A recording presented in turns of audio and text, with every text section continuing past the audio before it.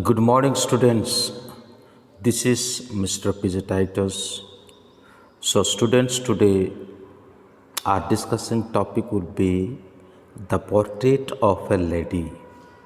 It is for 11th class, the CBSE, and chapter number 1 or the lesson number 1, and it is written by Kushwant Singh.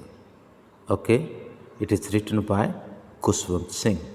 So, students, before entering to this video lecture, I would like to request you, if newly you are visiting my channel, so please subscribe it and hit the bell icon also, and forward it to your friends and your classmates.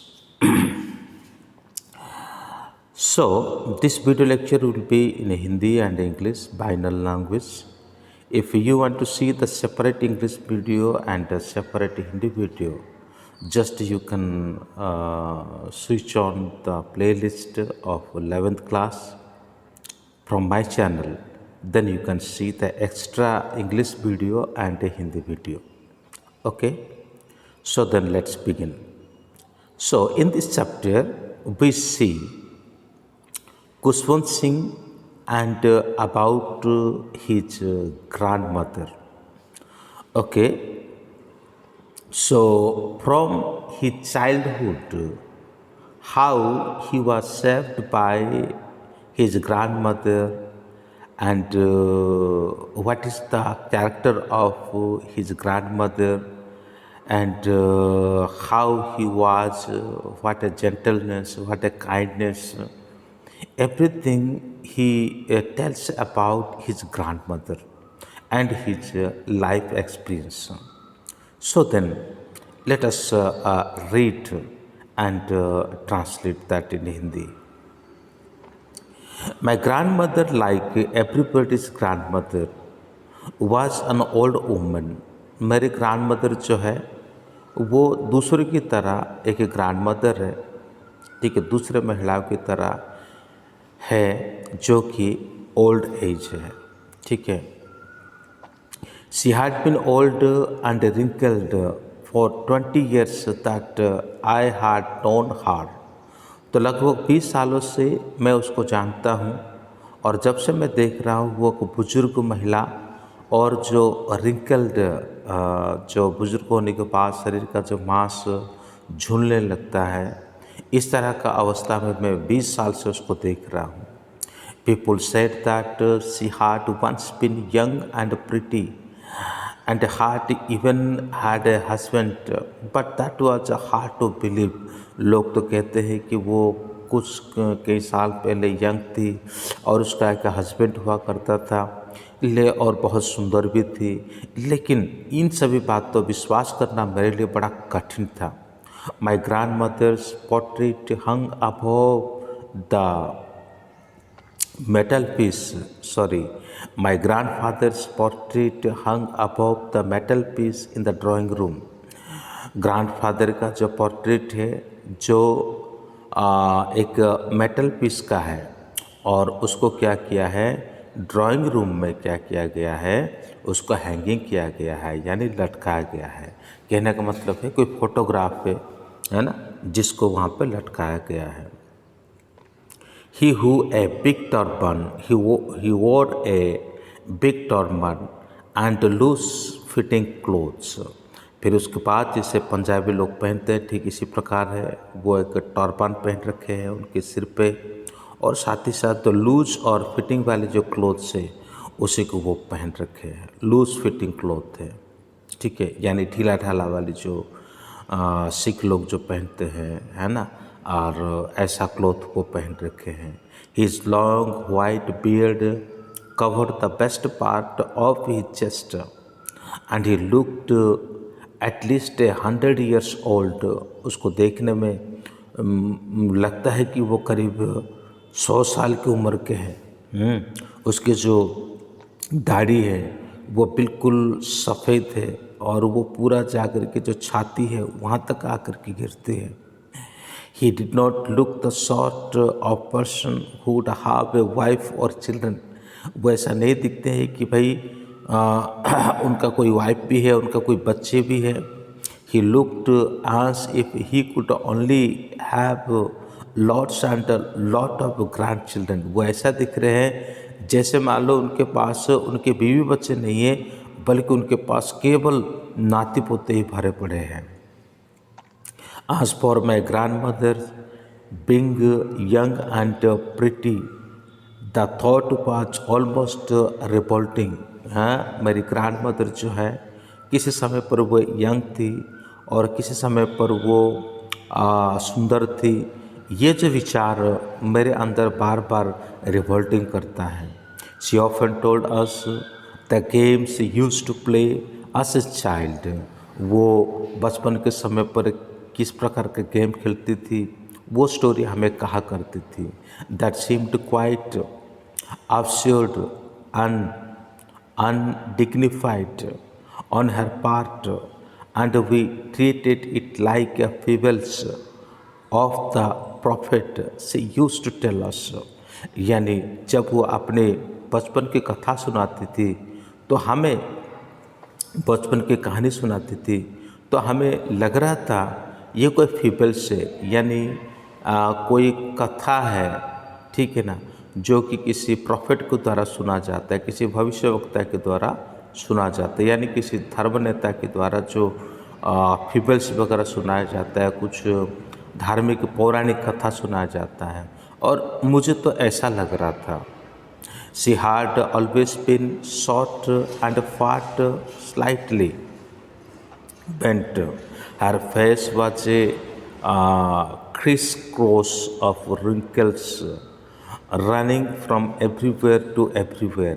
तो वो कहता है कि उसका जो दादी माँ है, she had always been short, वो एक शॉर्ट है और फैट लेडी है। तो स्लाइटली उसका शरीर जो है थोड़ा पेंट है और उसका जो फेस है, उसका जो चेहरा है, मतलब बिल्कुल रिंकल्ड हो चुका है। जैसे कि मैं पहले कह रहा था, बुजुर्ग अवस्था जब आता है तो मांस वगैरह जो शरीर का झूलने लगते हैं, और ऐसा हालत उसका हो रखा है। No we were certain she had always been as we had known हर। तो बीते दिनों से हम उसको इसी ही हालत से देख रहे हैं।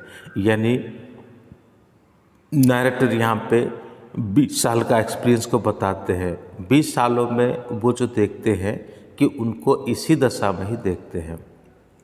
So terribly old that she could not have grown older and heart state at the same age for 20 years. पिछले 20 साल से उसका कोई बदलाव नहीं है। पिछले 20 साल से ग्रैंड मदर जिस हालत में दिख रही है वैसा ही दिख रही है। कहने का मतलब ये है कि जैसे उम्र बढ़ता है और भी उसके अंदर परिवर्तन दिखना चाहिए, लेकिन बिल्कुल वही सेम पिछले 20 सालों से वो दिख रही है। She could never have been pretty but she was always beautiful. वो केवल प्रिटी नहीं थी बल्कि वो ब्यूटीफुल थी।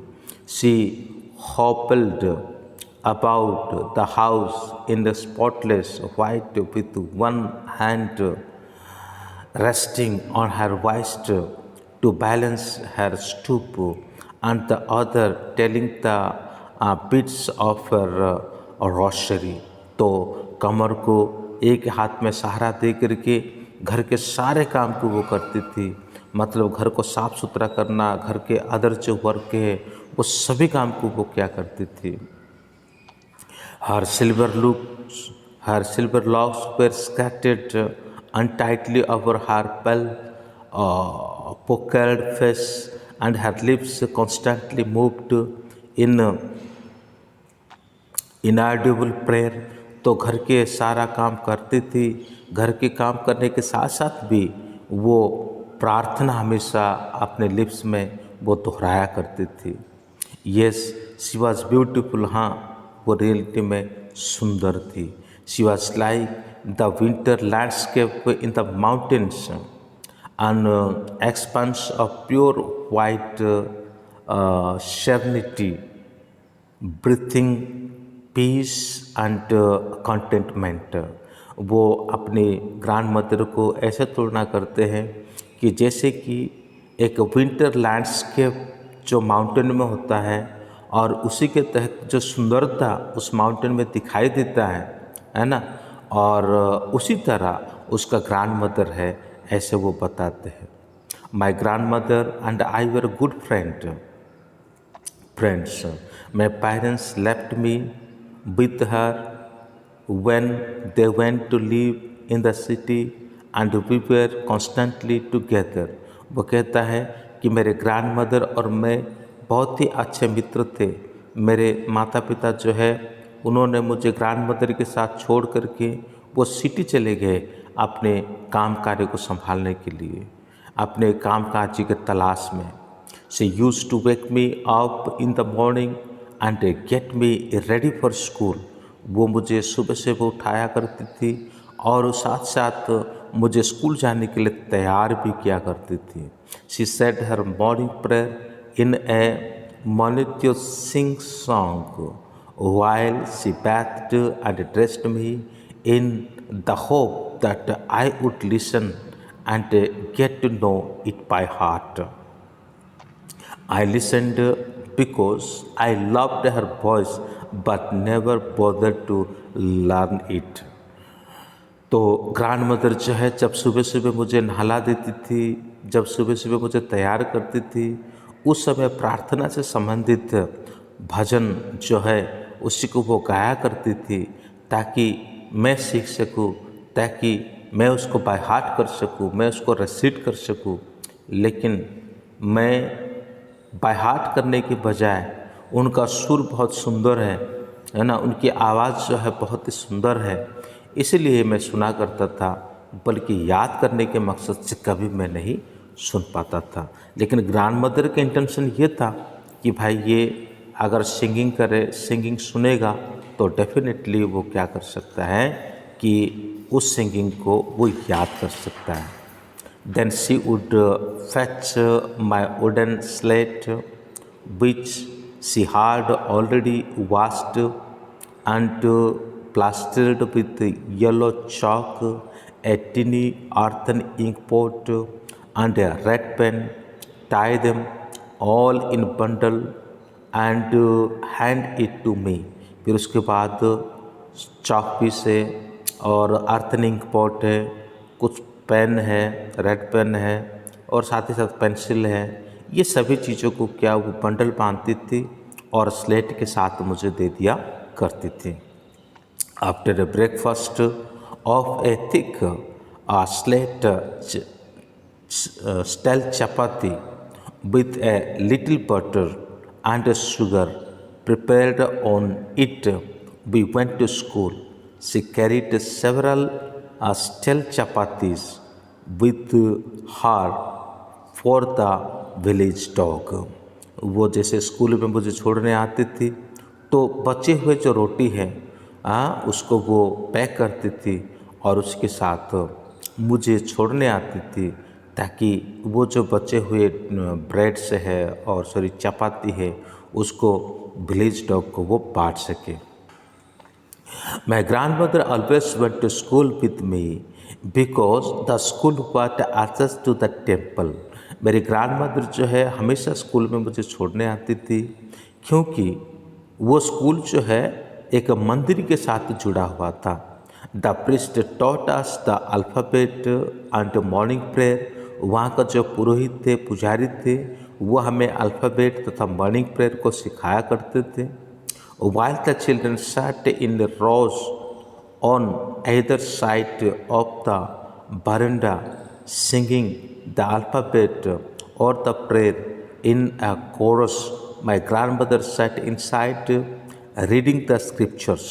जिस समय हम बारंडा में बैठ कर के भजन गाते थे, पुजारी के द्वारा जो प्रेयर कोरस होता है उसको हम गाते थे, उसको हम सीखते थे। और साथ ही साथ जब हम कहने का मतलब जब हम यहाँ पे पढ़ने में व्यस्त थे आंगन में, और तभी ग्रैंड मदर जो है मंदिर के अंदर चली जाती है और जा कर के वो क्या करती है, जो स्क्रिप्चर है यानी धर्म ग्रंथ है उसी को वो पढ़ा करती थी। They followed